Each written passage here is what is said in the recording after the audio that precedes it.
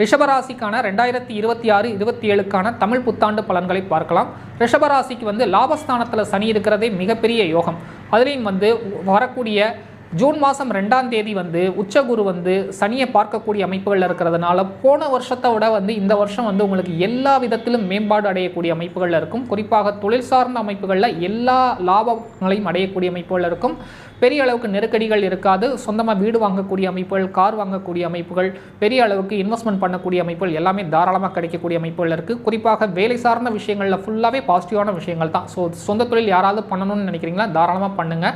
அதே மாதிரி வயது வந்த அமைப்புகளில் இருக்கக்கூடிய நபர்களுக்கு வந்து திருமணம் கைகூடக்கூடிய அமைப்புகள் இருக்குது.